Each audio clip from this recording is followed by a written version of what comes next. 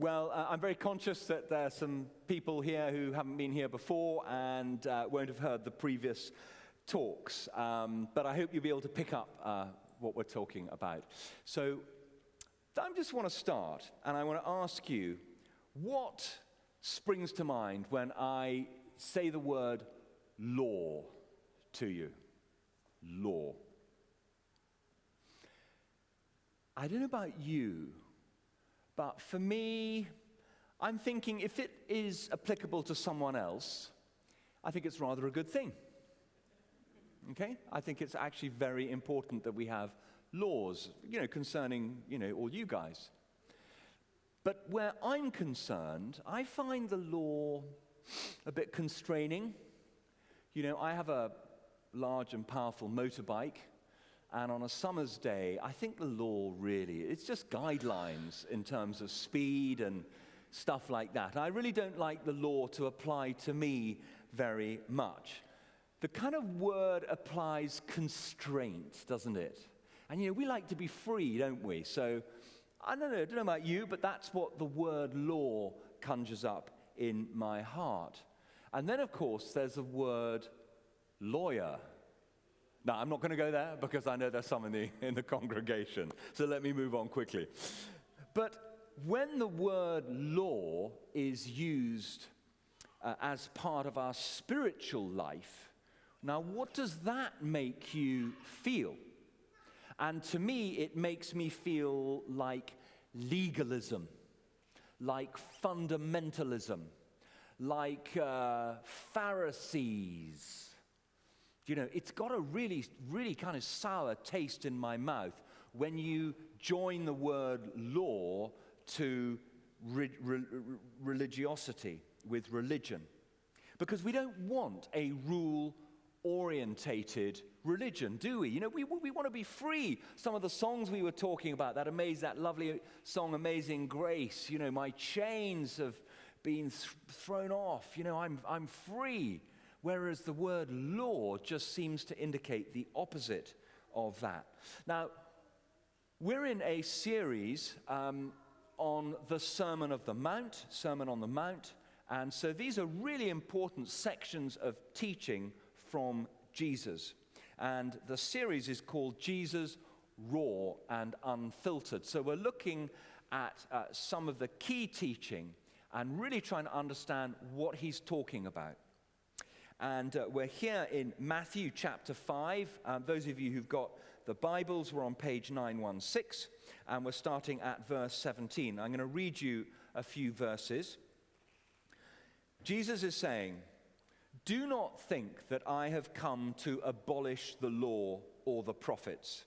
I have not come to abolish them, but to fulfill them.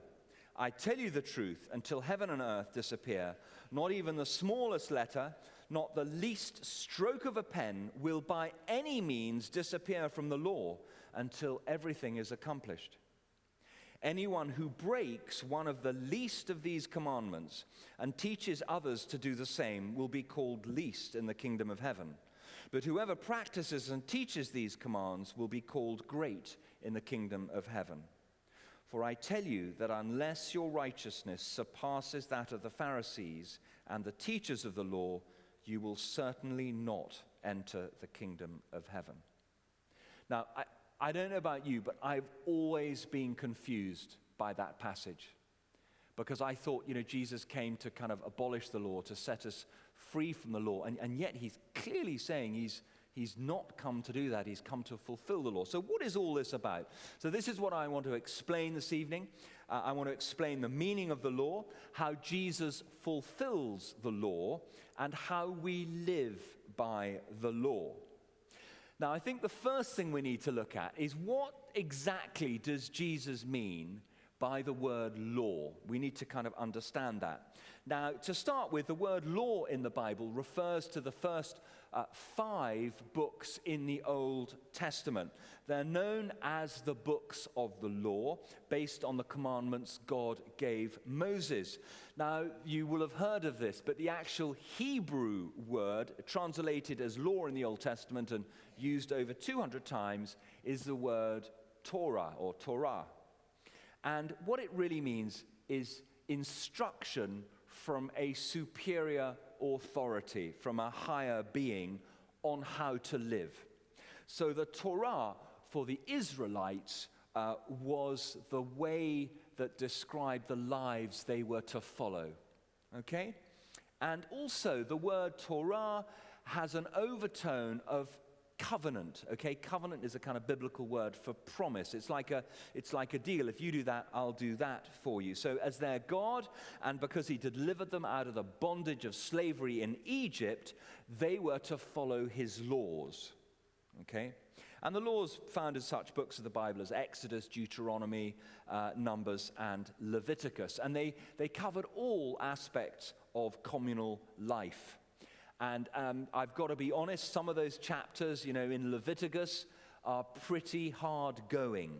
There's some books in the Bible that you could honestly, you could go away and you could read on holiday, and they would be racier and more exciting than most books you buy in the departure lounge.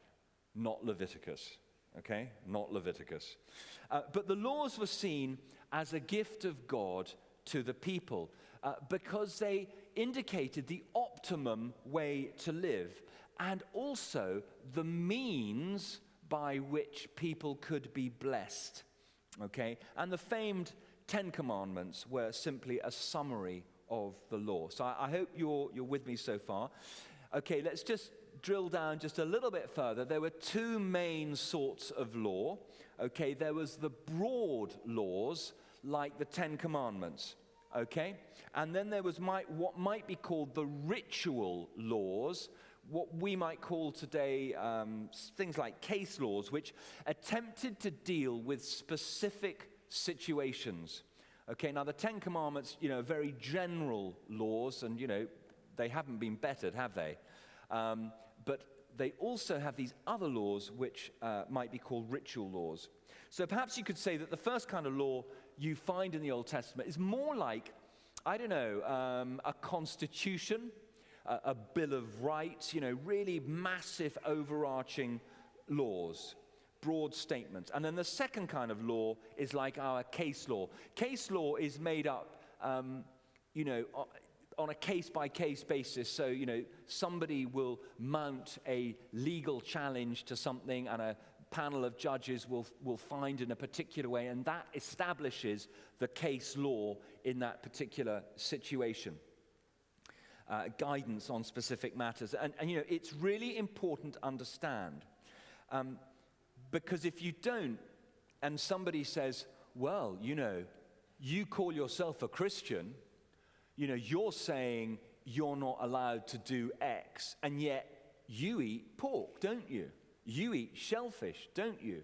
You are happy to wear garments of mixed material next to your skin, don't you? And you're thinking, well, actually, he's got a point there, hasn't he? Because actually, all these things are prohibited in Leviticus. So how come I'm picking and choosing one law, but actually disobeying all the other laws? So you need to understand this. Why it's okay to eat pork and shellfish, why if you've got a skin complaint these days, you don't have to banish yourself from outside Buckingham, sit in a tent for 10 days, and then come and show yourself to a priest before you're allowed back in Buckingham. You need to understand why we can discard those laws.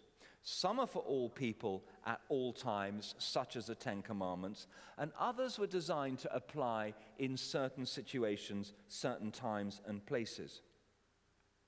So by the time we get to the New Testament era, the idea of the Torah not only meant the Old Testament scriptures, which was the written law, but also something that we call the oral law, the unwritten law that had been added over the centuries. Now, the Pharisees and teachers of the law, and before you think I'm kind of knocking lawyers here, in those days, all the lawyers were theologians, okay?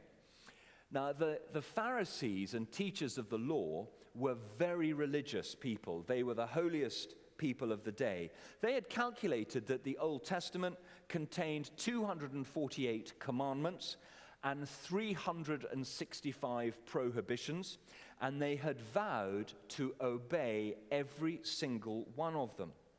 Now, here is the funny thing, and actually, it's not funny, it's just utterly depressing, okay? Just to make sure they didn't break any of those, they made laws about the laws. Okay, so just give you an example. I was trying to think of an analogy from today. So we have a law in this country that you cannot drive over 70 miles an hour. Thankfully, in France, it's 130 kilometers an hour, which I think is about 85 miles an hour. Okay, so it's much more fun driving in France on the motorway, on an autoroute, than it is on a British motorway. But the Pharisees were so scared of driving 71 miles an hour that they added to the law, for example, by saying, right, every car needs to be fitted with a speed limiter at 60 miles an hour, just to make absolutely sure no one, it's just impossible to break the law. They came up with over 1,500 additions, okay? This was the oral law over the written law. So, for example, okay, to avoid taking the Lord's name in vain, we know that that's one of the 10 Commandments. They had a law that you weren't even allowed to mention the word God, even in worship, even in prayer. Okay, so they weren't talking about blaspheming. They just said, right, guys, it's so serious, if you were to mention the word God. So we're just going to have a blanket prohibition. Nobody is ever allowed to say the word God under any circumstances. Okay, so to avoid committing adultery, their law was that whenever you saw a woman, you had to lower your head, okay? So that it would stop you looking at the woman and even just entertaining, even for a nanosecond, a lustful thought. Okay, now, what I didn't understand, I didn't know about this until I researched my talk, which is why the most holy of all the Pharisees were known as bleeding Pharisees. Okay, this is true. They were called bleeding Pharisees because they used to spend their whole time walking around outside with their head down, and they kept on bumping into walls. And so they'd be covered, they'd have cuts in their head, and they would have blood dribbling down. And it was like they were thinking, hey, look at me. I am so holy because I've got blood coming down because, I can't even look at a woman at any time whatsoever. So that's where the term bleeding Pharisee comes to. And when they read that they should rest on the Sabbath and not work, they decided that they need to figure out how many steps you could take on the Sabbath before it became work. I mean, I'd be out of it, okay? I'd be out of it because I have to walk my dog, okay? I've been on 2 walks today and I've done 10,000 steps, okay? They came up with a figure of 50 steps. 50 steps on the Sabbath was okay. Any more than that, and you violated the law. They also decided that on holy days, a person could eat but not cook. That you could bandage a wounded person, but not apply medicine. Anyway, so that's the law. That's the law. Okay, so I appreciate that this isn't going to, if you were to leave now, you would not be leaving a transformed person with a more intimate relationship with Jesus, but I'm just kind of setting the context so that you can understand what this important passage is about. So Jesus says, do not think that I've come to abolish the law of the prophets. I have not come to abolish them, but to fulfill them. Jesus says he did not come to abolish the law. In fact, he wanted to uphold it. He wanted to see it in every part of someone's life. Now, before you hang your head in utter confusion at this stage, let me just pick up on one word there, which is the word fulfill. You see, to fulfill something means to make its meaning fully known, to complete it, to make it happen fully and finally. So Jesus is making the most incredible claim here. You know, it's one of these lines of scripture which you can just read and you think, I've just come to fulfill the law, and you kind of go on to the next verse without actually fully comprehending the enormity, the magnitude of what Jesus has just said. He has come to fulfill the law. It's an incredible claim. He's saying that he was the fulfillment. In other words, Jesus is the end, the crowning completion of God's revelation to the human race. That his teaching, his work, his life, his death, and his resurrection fulfilled, i.e., brought to completion what God had revealed up to that point as recorded in the Old Testament. Think about it. Every doctrine, every prophecy, every sacrifice, every ritual, every ethic in Christ was made complete. It was ended. It was made complete. So I put it to you, this really makes a big difference in how you understand the Old Testament. You see, we don't sacrifice animals anymore. There are pages and pages of instructions. It's like a user manual. It's like a dummy's guide to sacrificing animals. How you do it, what you do, which animals to use, how old they're supposed to be. Are you allowed to sacrifice an animal that's kind of a bit dodgy and's going to die anyway, or does it have to be perfect? If you've done such and such a sin, which animal will atone for those sins? You know, if you've exceeded the speed limit, like, it's probably just a couple of doves. If you've gone and raided a bank, it's 50 bulls. You know, it tells you all this detail, but we don't do that anymore because Jesus is the final sacrifice. He is the final sacrifice. He's the one sacrifice, the one perfect sacrifice for all the sins of humankind for all time. You know, this is why we can disobey all the stuff in the Old Testament about going to worship God in the temple in Jerusalem, to worship through the high priest. Why don't we need to do that? Because Jesus is the high priest now. Okay, we all have access to God wherever we are through Jesus, because he has set up a temple of worship in our hearts. Okay, so are you getting where I'm going here? You see, a lot of these laws, they're totally irrelevant to us because Jesus is the fulfillment. He personally fulfills these laws. So everything God said stands, but our relationship to it through Jesus changes it. We come to it through Christ's fulfillment. Again, I was thinking of an analogy. It's like going to the IMAX 3D. Okay, I know it's old hat now, it's all 4D now. But, you imagine going to a 3D cinema without your 3D spectacles. Okay, it's all blurred. You're not getting the full experience. You can't really understand visually what's going on. And then somebody gives you a pair of 3D spectacles and it's all clear. Okay, so the Old Testament to Christians, there's a lot of stuff in there that doesn't really make sense, particularly because we don't do it anymore. You put on the lens of Christianity, you put on the 3D specs of Jesus, and it all makes perfect sense because Jesus is the fulfillment of the law. Everything the prophets taught about God, everything that they stood for about God, came to its fullest and deepest meaning, its clearest picture in Jesus Christ. So we need to read the Old Testament. We need to understand the Old Testament through what I call the lens of Christianity. We remember and factor in the life and ministry and teaching of Jesus when we read the Old Testament. We look at his life and we see the law and the prophets coming alive. It's quite incredible.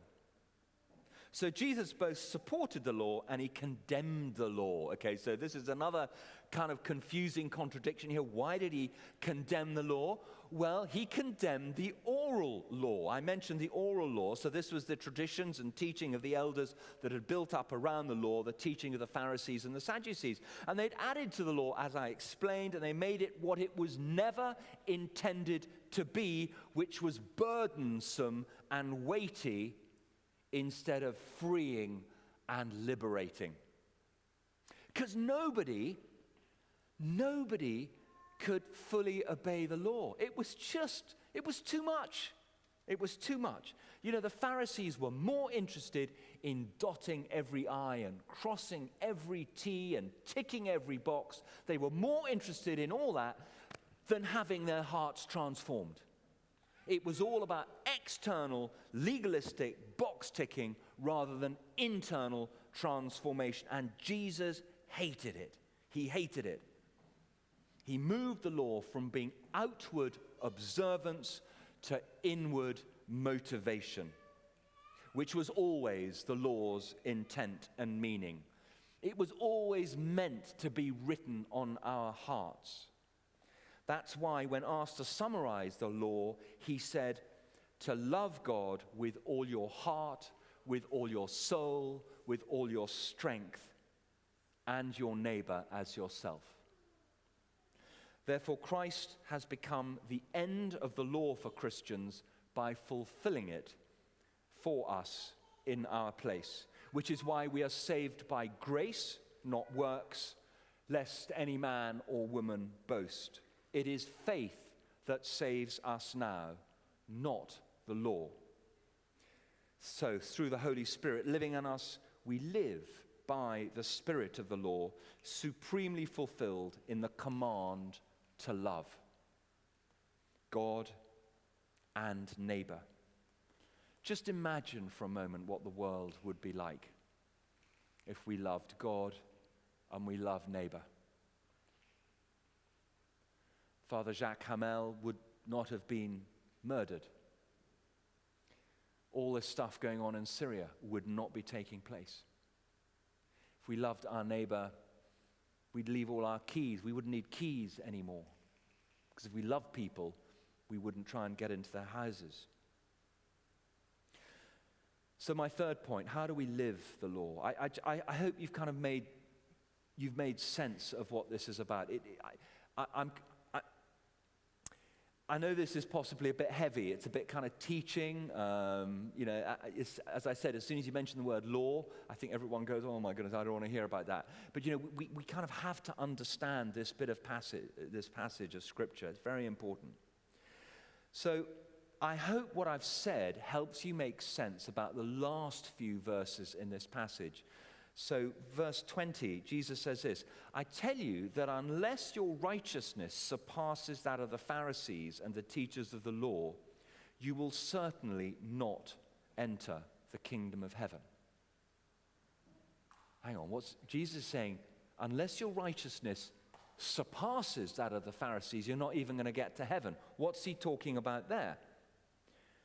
Well, Jesus wasn't saying people should exceed the righteousness and obedience and holiness of the religious establishment in degree, to do more, to tick more boxes, etc., but in kind. And that's very, very different. Because all that the law was to them, was a set of do's and don'ts. So can you imagine being the Pharisee 2,000 years ago? You're getting up and you're thinking, right, okay, I'm getting up now. Exactly. Where's my list? Where's my list? I just need to remind myself. And you're going, just open the front door, and before you get out the front door, you think, oh, hang on, before I open the front door, there might be a woman outside. So you kind of drop your head. That's all they were preoccupied with. Ticking boxes. And that was something that determined what you did, but not who you were. A beloved child of God. What Jesus was after was for people to live out the purpose for which the law was given for their life. And not in some external, kind of superficial, legalistic way, but through a transformed heart. Because the spirituality of the Pharisees was no spirituality at all. It was dead, it was lifeless, it was meaningless, it was abhorrent to God, it was empty. And for many people, it was nothing but a life of hypocrisy. Jesus taught a radical perspective on what it meant to be a spiritual person. He taught that authentic spirituality was about a life that was transformed through a personal relationship with Jesus. So the way that plays itself out, okay, it's not just about one of the 10 commandments, for example, do not murder, okay, but that's now more, do not hate. Okay, because if you don't hate somebody, you're not going to murder them. It's not just about do not commit adultery, but it's watch the way you harbor lust in your heart, because when you're alone at night, you're on the computer looking at pornography. You see, it's about a transformed heart, not just about saying, well, I've never committed adultery. Look at me, aren't I great? And then the person who says that is back home in the quietness of a private room, online, looking at pornography. You see, the former is not a transformed heart. The former is legally correct. He may not have physically committed adultery, but his heart is filthy. Absolutely horrendous. The true spiritual life is about what David said in Psalm 40. I desire to do your will, O my God. Your law is within my heart. You see, that is the mark of someone who is truly spiritual. I'm finishing off here. I desire to do your will, O my God. Your law is within my heart. It's someone who has so allowed Christ to invade their life that the law takes up residence in their very being.